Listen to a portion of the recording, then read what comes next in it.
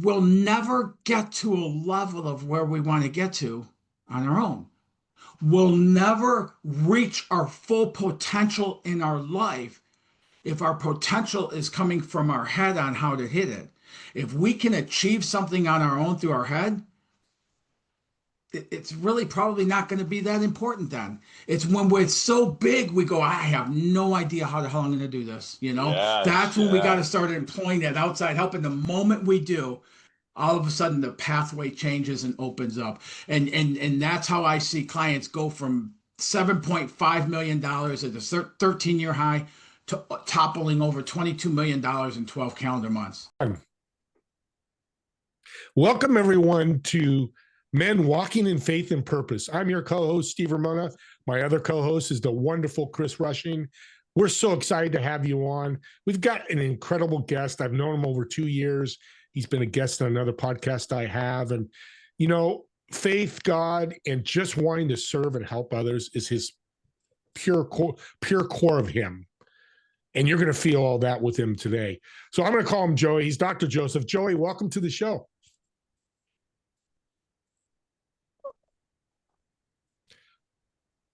We can't hear you. Little technical difficulty there.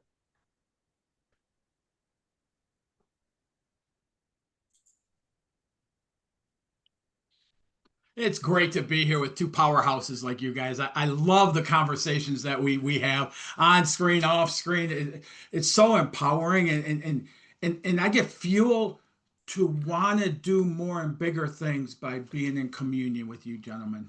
I agree. Yeah, man. When we, like you said earlier, iron sharpens iron. When you can get in a group and have a purpose and be a servant, like Steve always talks about, that's when things really happen. That's when fires get set and things start to change in the world. So I agree. It's great to have you today, Absolutely. man. Yeah, thank you. I have a question for you. Since this podcast is called Men Walking in Faith and Purpose, how has your walk in your faith affected your purpose, Dr. Joel?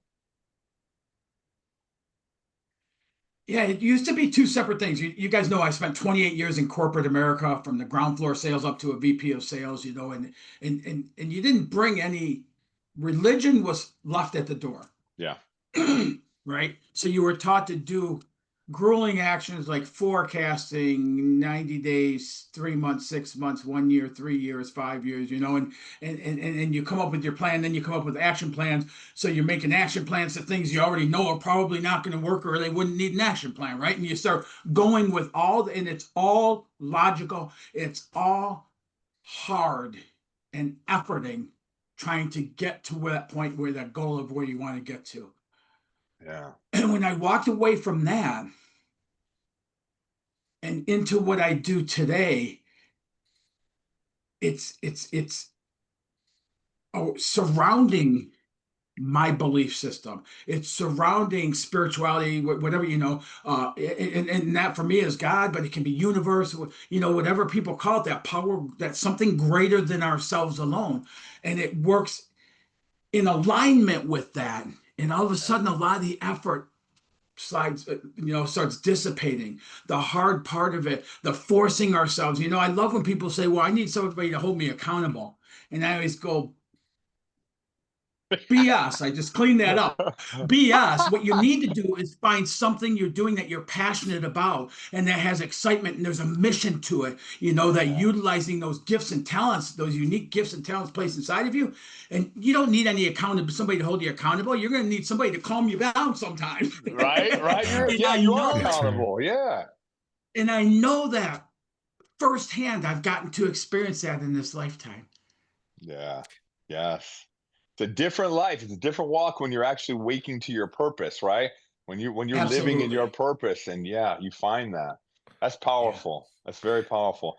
And I like what you said about accessing your higher power. That's the first pillar in my coaching program, because I know firsthand when I'm trying to figure things out on my own, I'm bouncing off the walls going, okay, the first thing you do is you look up, go, okay, God, I could use help here. And that's when things start to come into focus, right? Yeah.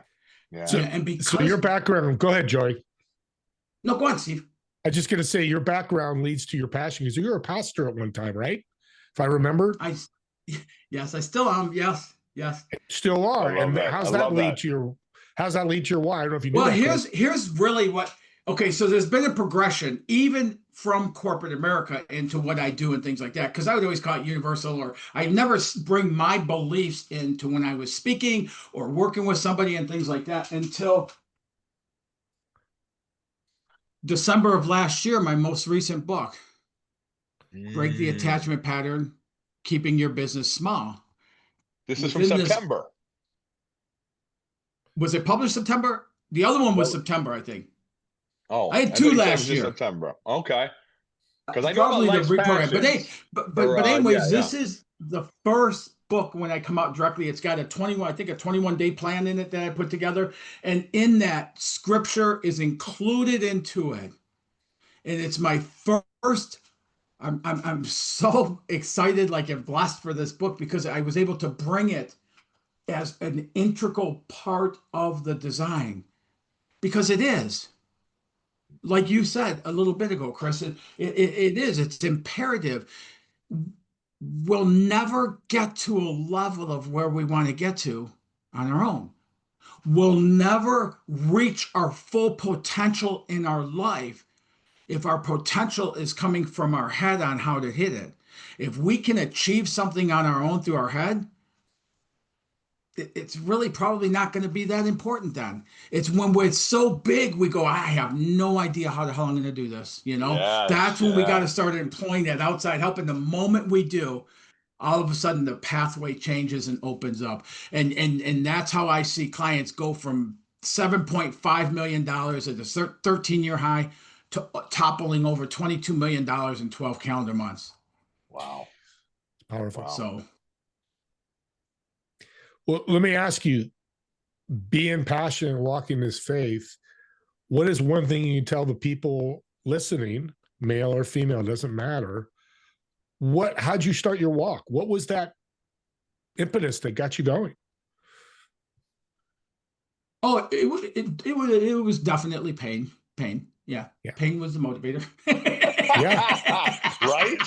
All the Simply successful put. people. Right? Yeah, we all do that. Yeah, I mean, that's the commonality with us all, right? Yeah. Yeah. That's life. That's life. Seasons of Pain pain is a and, great seasons of, motivator. yeah. But we don't we have a choice whether we live by getting motivations through our pain. One of the things I suggest to anybody that worked for me and started changing the trajectory of my life is when I started getting clarity on what I wanted. I knew my whole life I wanted to help people. What kept me in sales and doing very well in sales once, I got through my hiccups and all that is I knew there were 200 and some families that depended on me selling in order for them to have a job and support their family and everything. And those are the kind of things I Wow. found to keep me going and stuff. But anybody I meet right now that says, man, I can't stand living this life. I'm not making the bank I want and I'm not having the impact I want. And I go, okay, what is that? And most of the time they'll tell me, I don't know. Well, if you don't know what you're aiming for, what are you even shooting then? You know what I mean? Like it breaks through some of that thing of like shotgun hunting, right? Where it spreads and you get as many Yeah. things as you want and stuff. But then what happens to those people when you see somebody who's built a business that way or a life that way, or even in relationships? There's so much of what they don't want built into that becomes what consumes them and using their time and things like that. So I go about a rifle approach. Every client I work with, we get clarity. We do what the SMT method says, developing a dynamic vision. And as we're doing that, what we're doing is getting so much clarity into what it is we want. What kind of a company do we want? What does a team look like? And we've talked about all of the clarity points in there. The other thing that happens through that is you can't develop a dynamic vision and be doing 150 miles an hour. So without telling all of my clients that, because one of the first things I need to do is get them to throttle back a little bit, Yeah. and when we get into the vision, it does that. Clarity. It's Yeah. beautiful. Mm-hmm. Yeah, Well, we can be running 100 miles an hour against the wall, not getting anything done, thinking that we're being productive, and we're in that cycle, right? We're in that cycle until you can sit back, and that's again like If you see my stuff, I start with breath work. So your subconscious mindset training, man, is very intriguing. We've talked a little bit about it, but it's completely, we are in control of certain things. We are in control of our perspective, right? When we find out how to get there. And a lot of times with me, most of the things that I do with my clients is we stop, like you said, back it up, so you can see clearly. Breathe, breathe, find that connection, go in that tunnel, go in that glass tunnel, like you're at SeaWorld and all the stuff's on the outside, right? That's where you find your clarity. So I am so curious, and we've talked about this a little bit. I'm so curious to find out a little bit more what that SMT method entails, a little bit more, that subconscious mindset training. Yeah, yeah, and it's really all about the pathway. It's you said that we do get to choose our perceptions. Yes. Chris, we get to choose how we see ourselves. We get to choose how we see the world. We get to choose how we see ourselves in the world. Yeah. But it's kind of like a hidden thing that we get to do that. Because our perceptions, we got our conscious mind, and without going into the mind, the mindset, things like that. But our conscious mind, we have control over. It's what we want comes from there through our imagination. As far as like what we what we watch on TV, who we talk to, whether we finally, maybe Steve and I together can convince you to step into a gym every once in a while, and Man, I don't think so. I don't need it in my life. I like cinnamon rolls. I had to put that in there, Chris. You're my hero, dude. I like to sleep in, I'm sorry, but we you got me going back to the gym. Yeah. I don't know if I told you this when we talked. No, we haven't talked since. Yeah. And I got a trainer helping me because in my mind, I got to bench 320 pounds again, and I got to do this, and then that causes surgeries and everything. And I've been working out with a trainer for the last 3-4 weeks, and lifting less weight and a better workout than I've ever experienced. More effectively, yeah. Well, yes, and you talked Joey, about that. That's interesting that you're saying that, because that dives into this men walking in faith and purpose. You were talking about life, your business as well, but your SMT method not only works for business clients, but their personal life as well. I want you to discuss that, how it changes them personally as well. Yeah. So the whole thing, right? We get on these things about building business, and we want to grow our business, and we want to get to a certain size, and then we want to sell it, retire, blah, blah, blah, blah, whatever it is. It's all of it that we go through in life. It's all personal transformation. And here's what's behind that. Is I can never go out and get to a business the size of my business. If I have a $3 million business, I can't go out and get to a $3 million business. I have to come from being that internally before that can ever see the existence of that outside of myself. What does that look like? Yeah, that's intense. What does that look like? So bringing back what I was saying, before the workout thing, Chris, into this is, so we have control over our conscious mind. We don't over our subconscious. It's just what I call a motherboard in our subconscious of all of our programming, our patterns, paradigms, our belief system, things, we've experienced, things we haven't experienced, but somebody that did told us about, all of that is in that. The important part of that, not only is it the voice we hear in our head, but it also triggers the brain waves to the actions we take or don't take. So I'll work with people and I'll meet people and they'll go, "You're so positive all the time." And I go, "Well, not all the time, but I'm," and they go, "Why are you so positive?" And I'll tell them, I hated life so much for so long. I didn't want to live anymore. Oh, yes. And today I don't have to live like that. Yeah. And that makes me freaking happy. Yeah. So when we do this, so what happens, the other thing is like our subconscious, that programming determines our perceptions of how we see the world, how we see ourselves in the world. And then those perceptions become our reality of what we experience, the results that we experience. So what's happening is people have this desire for these big plans, the ones where I call them dynamic, because we couldn't figure out on our own how to obtain them and stuff. And what happens is then they start running, they get the knowing going, they get some of the detail going, and then all of a sudden it's in the subconscious. And all of a sudden they're like, I know the action to take, but I'm procrastinating. I can't take it. I don't know what to do. How do I get over that? And that's where they come in with, I need I need somebody to hold me accountable, make me take. No, you don't. You don't need somebody. We all have that built into us, but it's built into our charge, our inner charge, our connection with that, all that is with that, like all the ocean of which is God. We are, I heard it just recently too. They said that it's not that we're a cup of the ocean of which is God. We are the entire ocean in a cup. That's powerful. That is empowering. Yeah. That's great. Makes me look at life differently, hearing things like that. Now, you said something from the subconscious you talked about. I know Chris hears it. I hear it. Why you guys so much energy? Why are you so happy? Unfortunately, or is the word that comes to my mind, is those people are subconscious needs help because they're either envious, they're jealous, they're like, how is Steve, Chris, and Joey so happy or so positive? Because we're not. Human life, God didn't make the world up and down. We're fallible. Those are people, and if you're that type of person, think about that, audience, when you ask that. Because I never ask you all, I've never, Chris or Joe, I've never asked, hey, you guys are positive all the time. We just know when we walk into a room like this, even though it's virtual, we're going to be positive. So that's something I want to bring out. That's powerful. And we got to recognize that, right, Chris? Yeah, very powerful.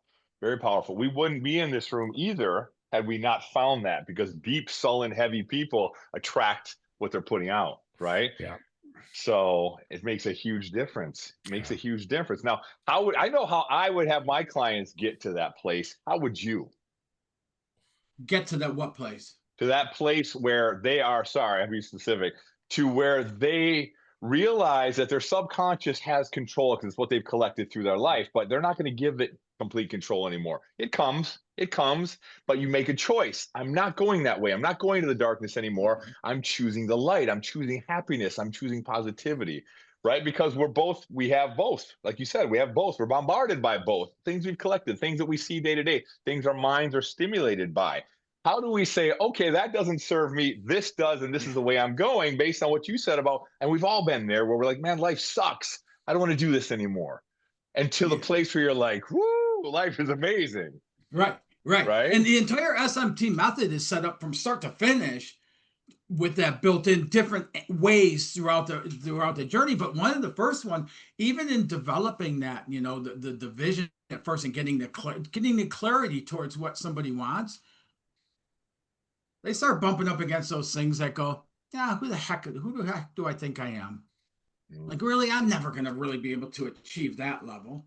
And a lot of the old tools are then you come up with a plan B, which means you never get to plan A because your plan B is suicide. Your plan B becomes a minuscule scraps of what you decide to settle on versus really going after what it is you freaking want. Yeah. We were talking about positive and everything else, right? And I'm here with you guys today, and I don't ever fake it. I just am.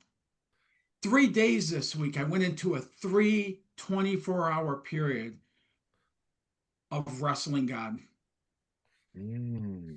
with purpose and conviction and a need and the desire. And I don't want to say I won, but speaking humbly, I didn't freaking lose. Amen. Because through this process, I've learned I don't have to meet some certain criteria for the promises in the scriptures to be for me. And if I don't have to meet a criteria, I don't have to meet some level of being good enough or holy enough or scripture enough or knowing enough things, like once I understand the clarity of that within inside of me, it allows me to just be me, which at that moment, when that happens, it allows me to be the greatest impact I can ever be in any works that I do. Yeah. It's amazing, Joey. 5 times you said clarity so far in almost 20 minutes. Clarity is one of your purposes. Powerful, because clarity is missing in this world. Thank you. I didn't know that, Steve. Thank you. Yeah, I didn't realize that. It is though. Wow. It's Yeah.